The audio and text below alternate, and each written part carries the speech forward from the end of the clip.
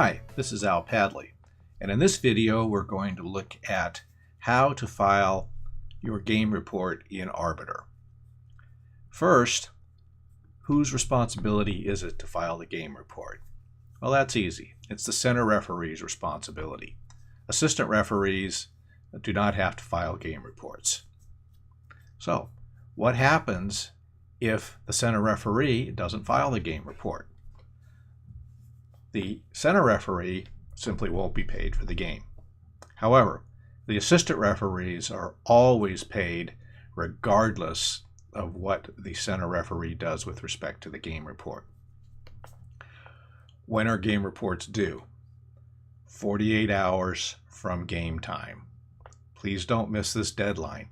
The consequence of not filing your game report on time is, once again, for the center referee only, they won't be paid. I know that sounds harsh, but that's the league requirement. So please make sure you're doing your administrative tasks and file the game reports on time. Now, how do we go about doing that? Well, let's go ahead and launch our browser. And I'm already logged in to Arbiter. And we start by clicking the Schedule tab on the main menu bar. And oh, gee, it's blank. And this is not an unusual occurrence, and I get complaints several times a year that I went to file my game report and my game's gone. Well, that's because you need to filter your games in this section here near the top of the screen. And as you will see, it normally defaults to future in the drop-down next to date. And what we really want to do is you can do show all is one option. That'll show you all of your games, or just show your past games. And if you click that, you have to click the apply button at the far right. And when you do, you can see there, I had a game in the past, and that's the game I want to file my game report for. Once I identify the game that we're going to report on, we come to the Notes column, and you will notice the red R. The red R stands for Report. And if you click on it, it will open up the game report screen. Now we're going to go through this in quite a bit of detail because there's a lot of things that possibly could go on here, but don't always go on in every game. First and foremost, the most important thing you do on this screen is to enter the score and make sure the score that you're entering is correct. We have way too many games each year where referees put in incorrect scores. Either they're just plain wrong or they reverse them. This happens on league games, this happens on tournament games, this even happens at State Cup. And there's no reason for it. Please see our separate video on hints and tips on how to make sure you get this correct. But it's entered right here, so let's go ahead and enter a score, and we'll say the final score was 4-2. Now that's good, but we aren't quite finished yet with filing this game report. We next have to come down to the crew section, and if you're in a U12 or below game, you may only see yourself on here. There weren't any ARs. However, if you're at an older age level game, you probably had ARs, and you need to note the status over here. Were they on time? Were they late? We want to know this sort of thing, and you do that in the drop down, late or no show. Now there's one important thing that happens sometimes in games. You may not have been assigned an AR. We just didn't have people to be able to do it, or people were assigned and turned back their games, but there's no name here in the official column. In that case, please mark that position as a no-show. In this case, we didn't have any ARs assigned, so I have marked them both as no-shows. The reason we do this is for accounting purposes. If you don't mark this correctly, and I fail to pick it up when I review each of the game reports, then we inadvertently end up billing the league for referees who weren't present. And they tend to get a little upset about that. So let's make sure we're doing that on our game report. So, are we done yet? Nope, still not done. Next, you need to come down to the comment section. Now, there are going to be some games where there's simply nothing to enter here. But the one thing we do want entered here is if your game had guest players. You will have the rosters for leagues that provide us with rosters, and there are some that don't. But the ones that do, particularly D3 and Rush Select, guest players are noted on the roster, and you need to enter them here. You don't have to put a lot of information. A name is good, the team they played for, and either a pass number or maybe just their jersey number. Since you have the rosters, that's pretty easy to enter that information there. All right, so all guest players must be listed in the comment section of your game report. Every season where I get feedback that, hey, we know there were guest players on that game, but there's nothing listed in the game report. Also, since you do have rosters, let me remind you, you are required to keep those rosters until 2 weeks after the end of the season. For me, I mark my calendar, that date is the middle of June. So I know we may be done earlier, but if you get to the middle of June, then you can dispose of the rosters. You need to have them, though, because occasionally the leagues will ask us for rosters. And you don't really want to be the referee who says, oh, I don't have the roster. I threw it away, or I didn't get a roster, or whatever. Rosters are important, and you need to hang on to them. Okay. Are we done yet? Well, we might be. But then again, we might not be.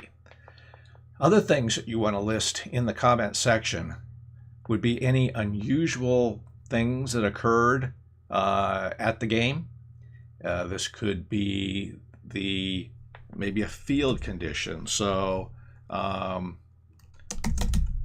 say the grass needs to be mowed and the field needs to be relined. Something to alert the league officials that there's a problem with this particular field. So anything like that.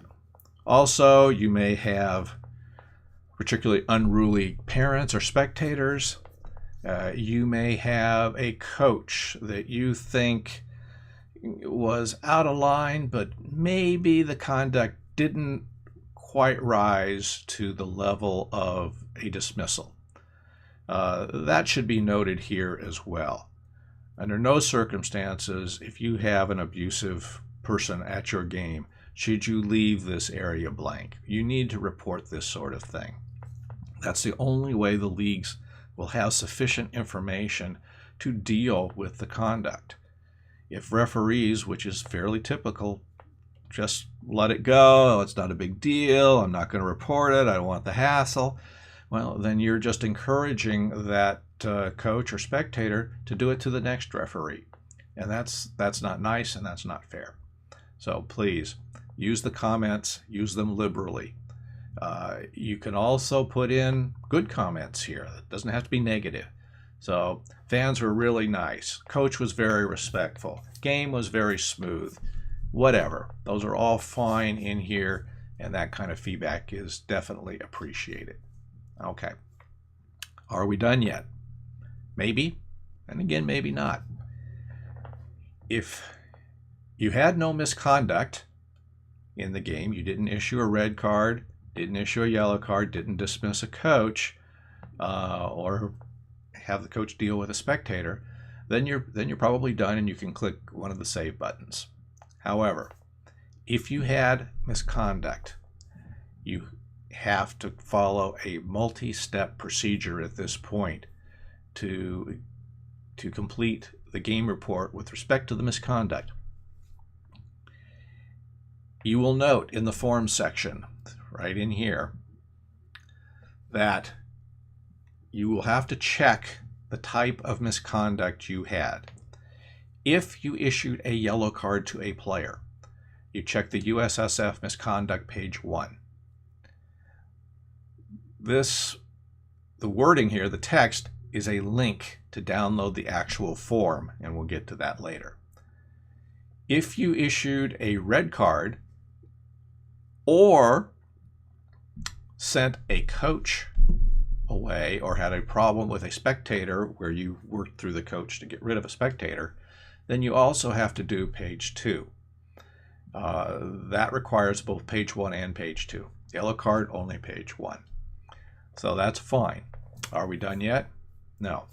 Since you had misconduct, you need to also note it in the comments section. All right? And that's pretty easy, particularly for a yellow card. You just go yellow card to name of the player,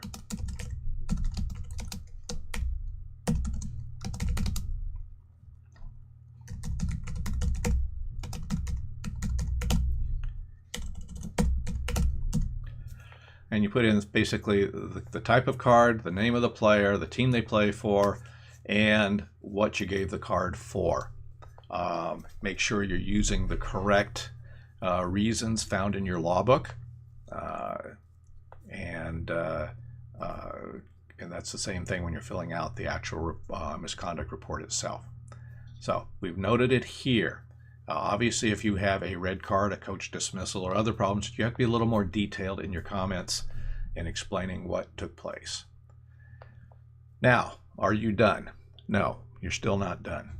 If you have misconduct, you must fill out the misconduct report, download it, fill it out online, and email it to me.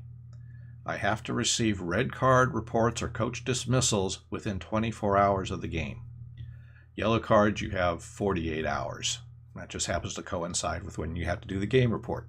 So red cards are more important because administratively the leagues have to deal with those, and so they need to get those reports as soon as possible. So in review, what are we going to do? We are going to check the correct box for the type of misconduct. Second, we are going to enter details about that misconduct in the comments section. And third, we're going to fill out the misconduct report form on your computer at home and email it to me within the time prescribed. Okay, I hope that makes sense to everybody. So now that we've completed all of that, there's one more thing you might want to double check after you've double checked again the score being correct. And you'll notice this status area up here. Most of the time you can pretty much ignore this. You'll see that there are different types of statuses here. You can pretty much, not even if you have an issue at your game, leave this blank as long as you put a comment on the game that it was suspended due to rain, one team didn't show up, therefore it was a forfeit, and I will deal with the correct status when I resolve the game. But if you want to deal with this too, you can. I may change it later. That's all. So once that's taken care of, once you've done your final review on everything, you simply click one of the save buttons and it brings you back to your schedule.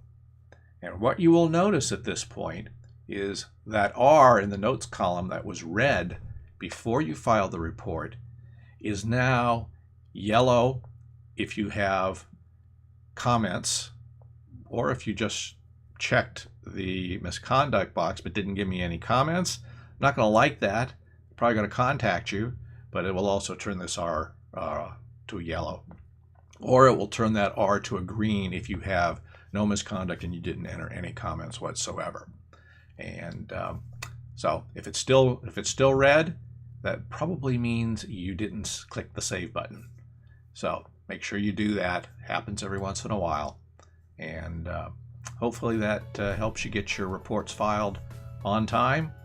And I want to thank you for watching, and we will see you on the next video.